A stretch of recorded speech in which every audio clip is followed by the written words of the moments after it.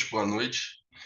A gente vai falar sobre um tema muito importante nessa prática cirúrgica, suprimento sanguíneo do coração, falando especificamente do sistema coronariano. Antes de mais nada, é importante a gente entender que a anatomia e o domínio das relações das coronárias com as estruturas adjacentes são importantes para a gente ter noção das manifestações clínicas que o nosso paciente ele pode apresentar, do tipo de lesão que ele pode apresentar e também as estruturas e do coração que vão ser prejudicadas com esse padrão de lesão. Eu estava dando uma pesquisada na bibliografia e eles colocam que tem uma descrição da anatomia da coronária de longa data. Só que foi em aproximadamente 47, na França, que dois anatomistas franceses, Target e Testuque, eles começaram a estudar e aprofundar mais a parte da anatomia coronariana. Eles definiram a nomenclatura como coronária pelo fato dela ter um aspecto de coroa sair abraçando próximo ali a região dos vasos da base. Para a gente saber também é que ser os primeiros ramos da horta. Então, no momento que a gente começa a planejar essa canulação ou então procedimento relacionado a que necessidade de fazer uma incisão na horta, a gente tem que estar à altura para, de modo geral, a gente consegue ver na literatura dividir. Ô, Fulan, Oi, seu som tá cortando. oi, tá me ouvindo? Sim, melhorou. Melhorou? Melhorou. Beleza. De modo geral, a literatura ela divide o estudo da anatomia coronariana de duas formas. A gente tem o ponto de vista anatômico e o ponto de vista cirúrgico. Do ponto de vista anatômico, ele vai ser dividido em dois sistemas, que vai ser exclusivamente a coronária direita e a coronária esquerda. Enquanto que do ponto de vista cirúrgico, ele já pega as principais coronarianas e os seus ramos. Então, pega o sistema do ramo principal do tronco da coronária esquerda, DA, CX e a coronária direita e os ramos. É, a coronária, ela vai atuar como se fosse a grosso modo falando, um abraço no coração, que ela vai conseguir manter a perfusão da região anterior, posterior, do ápice e da base, tentando meio que manter uma conexão entre elas para poder suprir todo mundo, né? E assim, esse looping ele vai ser formado, logicamente, pelas artérias principais do sistema, que vai ser a DA, a CX e também a coronária direita.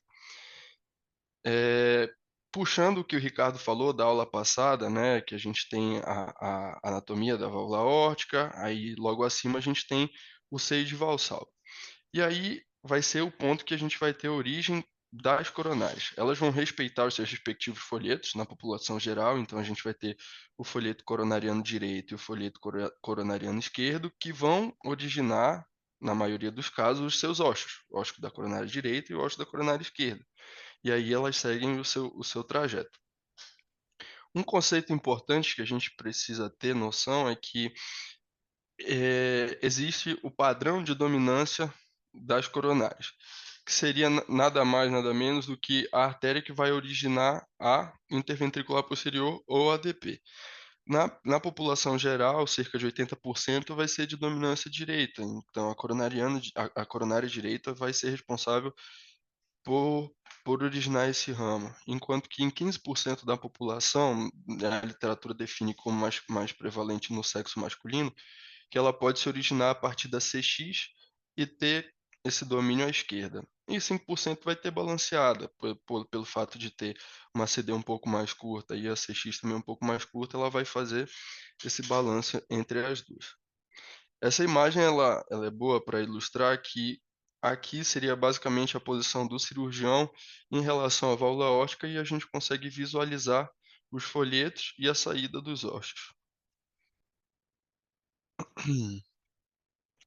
Falando agora especificamente da coronária esquerda, ela vai ser dividida, ela vai sair do seu ósseo no folheto coronariano esquerdo, vai seguir em direção ao sulco interventricular anterior, passando pelo apêndice do átrio esquerdo e passando pelo tronco da artéria pulmonar.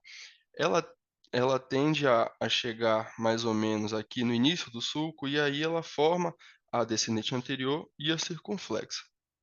De modo geral, ela vai ter um tamanho de 10 a 20, podendo chegar a 40 milímetros, né, e também ela pode ser ausente ou ela pode ser trifurcada. Ausente vai ser uma variação anatômica em que eu vou mostrar mais na frente, que o ósseo ele vai sair, os 2 ossos da CX e da DA, eles vão sair diretamente do folheto coronariano esquerdo, enquanto que o trifurcado seria originando aqui a DA, aí ele tem o ramo da CX e forma o ramo interventricular anterior, da artéria interventricular anterior, que a gente conhece como diagonais também.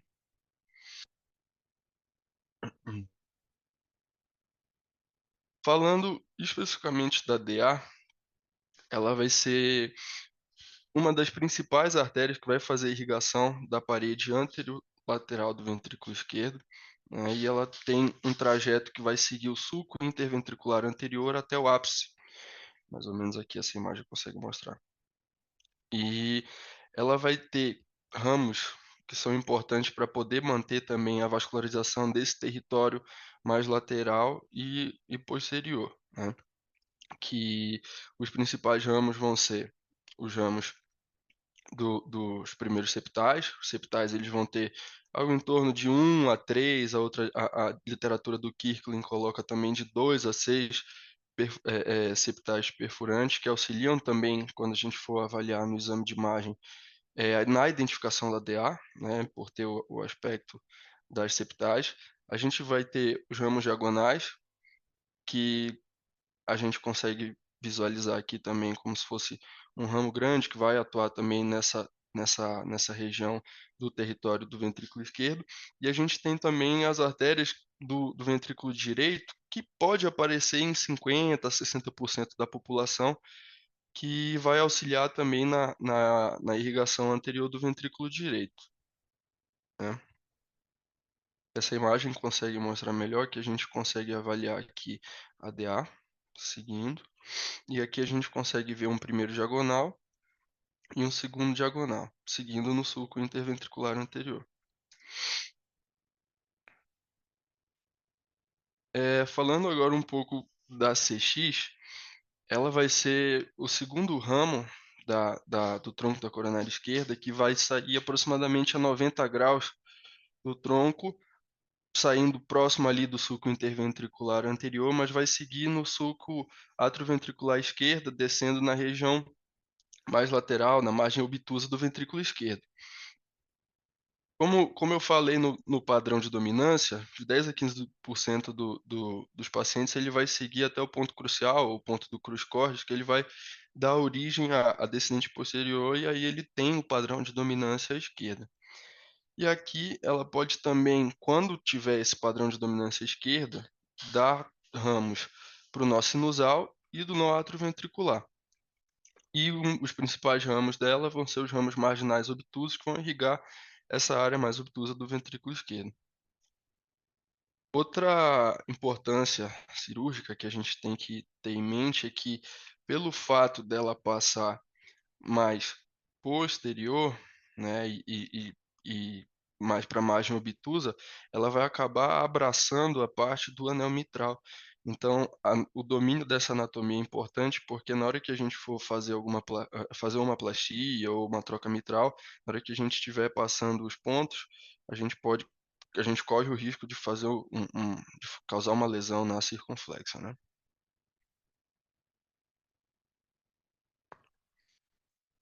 Falando agora um pouco da coronária direita, ela vai ter também origem do seio de Valsalva, respeitando o folheto coronariano direito. E diferente da coronária esquerda, ela vai ter uma posição mais anterior e mais superior, mais inferior, desculpa. E aí ela vai seguir o seu trajeto num formato de U até chegar no ápice do ventrículo. Então ela passa pelo sulco atrioventricular direito até chegar no ápice do ventrículo.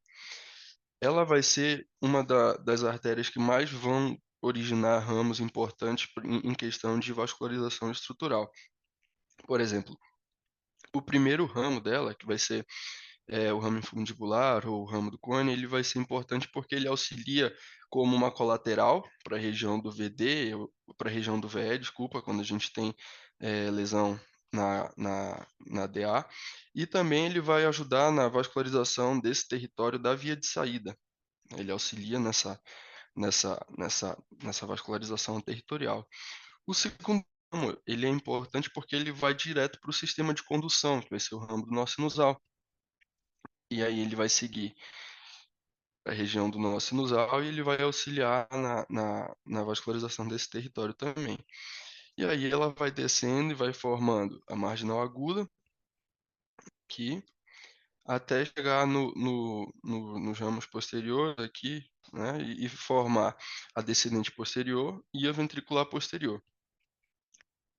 Um fato curioso que eu vi é em relação a essa artéria de Kugel, que ele vai ser como se fosse uma conexão entre a coronária direita e a CX para auxiliar na vascularização do nó ventricular, mas aqui posteriormente, para poder auxiliar também essa parte do sistema de condução. Aqui, outra imagem, a gente consegue perceber em relação à passagem pelo sulco atrioventricular posterior e passando aqui próximo ao anel mitral com risco de lesão. E aqui é uma outra imagem para a gente perceber que ela segue no sulco atrioventricular até chegar no cruz-cordes, aqui na região do cruz-cordes, e fazer a ramificação para ventricular posterior e para descendente posterior. Uma coisa que eu até perguntei para o Dr. Fernando hoje na cirurgia mais cedo é justamente em relação às anomalias coronárias, né? O tanto que a gente tem que estar atento pelo risco de lesão das coronárias. Então, a gente tem que avaliar que a gente tem coronárias anômalas no ponto da questão da posição dos ossos e quanto ao número dos ossos. E assim, isso é importante porque a gente pode ter como se fosse uma perda da referência anatômica quando a gente não consegue identificar o normal e acaba ficando um pouco mais perdido, né?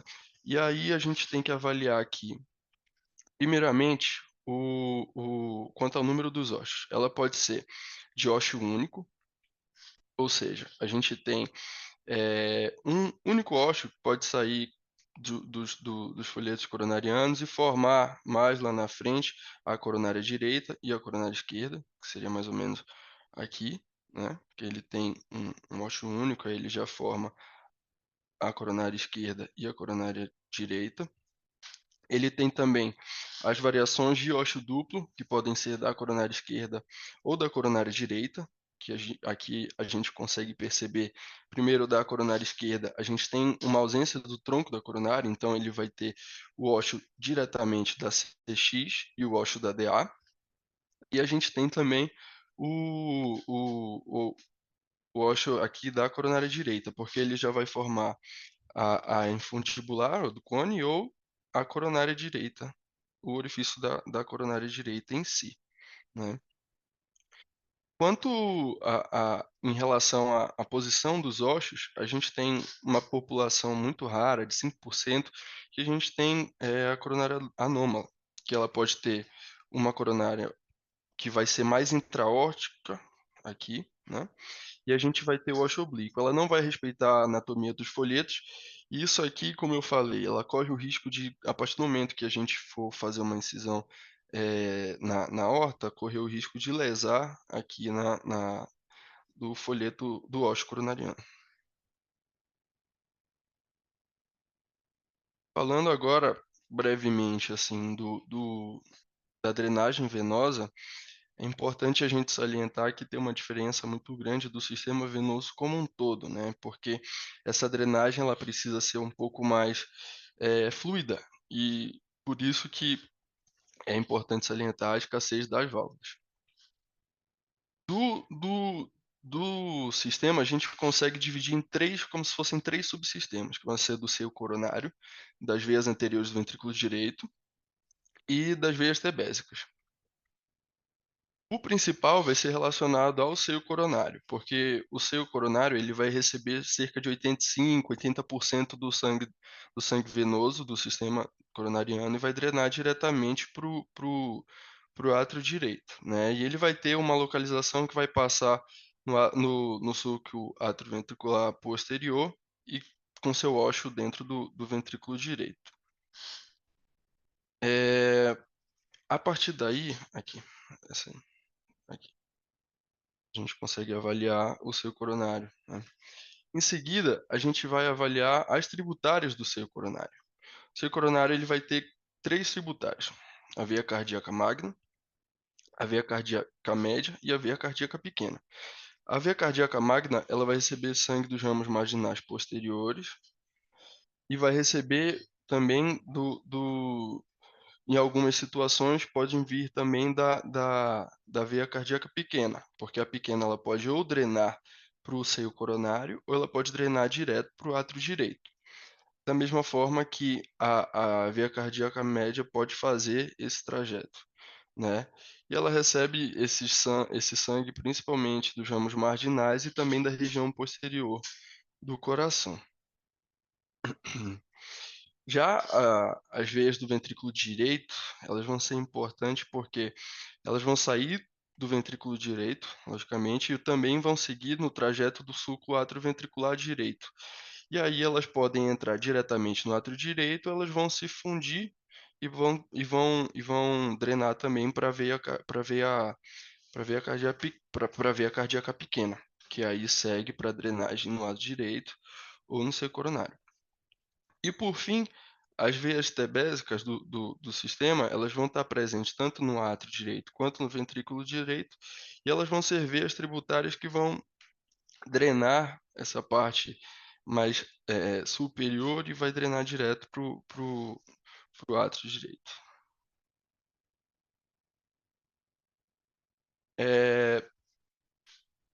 Da parte anatômica em vivo seria isso, e agora falando dos exames complementares que a gente consegue avaliar para o estudo das coronárias, o principal seria o cateterismo, né? Que ele vai ser o exame que vai auxiliar a gente na tomada de decisão, na identificação de lesão, na indicação ou contraindicação de cirurgia e no planejamento estratégico de revascularização dos territórios lesados, né? É, dos pada- assim, eu me senti meio sujo lendo o livro de hemodinâmica, né? Mas, enfim, foi necessário. E a gente tem que avaliar que, basicamente, ela é feita no padrão, igual como a gente costuma avaliar lá na sala híbrida, avaliando do padrão cranial, caudal, e direcionando para a esquerda ou para a direita. E para o estudo das coronárias, existem angulações específicas que seriam detalhes mais aprofundados para os hemodinamicistas, assim, eu achei. E aqui a gente consegue fazer um estudo da coronária e dos seus ramos, que falando primeiro da coronária direita, que nessa imagem a gente consegue ver o ósseo, o formato de U que ela faz até chegar no ápice do coração e os seus ramos. Aqui a gente consegue fazer a avaliação do ramo do nosso sinusal. A gente tem o ramo marginal agudo, aqui e a gente consegue fazer um estudo de toda vitalidade da artéria até chegar aqui na DP e na VP. Essa área seria mais no sulco interventricular posterior, né? Aqui seria outra imagem mais, mais bonita, identificando aqui a questão da ventricular posterior e da descendente posterior. Enquanto que aqui da coronária esquerda, a gente consegue avaliar também o tronco da coronária esquerda, mais ou menos aqui.